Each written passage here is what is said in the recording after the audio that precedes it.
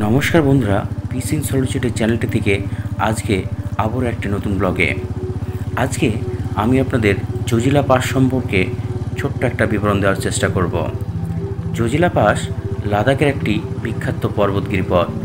অনেক কারণে এটি বিখ্যাত। এটি ছিল 1947-48 সালের ভারত পাকিস্তান যুদ্ধের স্থান। এটি একটি কুখ্যাত নোংরা টেইল রাস্তা যেখানে হেয়ারপিন বাঁক রয়েছে এবং এর দর্শনীয় দৃশ্যগুলি এমন অফার করে যা আপনার কাছ থেকে বিভিন্ন ধরনের আবেগ সৃষ্টি হবে।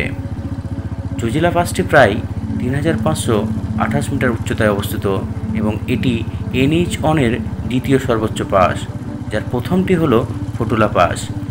এই পাসটি পশ্চিমে কাশ্মীর উপত্যকাকে এবং উত্তর পূর্বে দ্রাস ও সরু উপত্যকার সাথে আরও পূর্বে অবস্থিত সিন্ধু উপত্যকাকে সংযুক্ত করে।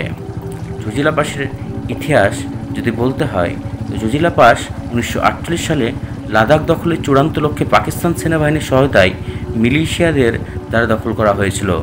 যাই হোক, 1 নভেম্বর 1948 সালে অপারেশন বাইশান নামে একটি আক্রমণে পাসটি নিজেই ভারতীয় সেনাবাহিনীর হাতে ধরা পড়ে। যারা রাস্তায় দুঃসাহসিক কাজ করতে আগ্রহী তাদের জন্য জজিলা পাসে যাওয়া অবশ্যই দরকার, কারণ এটি লাদাখের সবচেয়ে কঠিন এবং চ্যালেঞ্জিং পাসগুলির মধ্যে একটি। অ্যাডভেঞ্চার সন্ধানকারীদের জন্য এটি একটি এমন অভিজ্ঞতা নিয়ে আসবে যা তারা কখনো ভুলতে পারবে না। জজিলা পাসে যে দর্শনীয় স্থানগুলি আপনার জন্য অপেক্ষা করছে তা দেখার মতো। আপনি নিচে স্রোত দ্বারা ক্রস করা উপত্যকার চমৎকার দৃশ্য, পর্বত যার শিখর ঘন মেঘ দ্বারা মুকুট করা হয় এবং সবুজের প্যাচ দ্বারা আচ্ছাদিত ঢাল ব্যবহার করা হয়।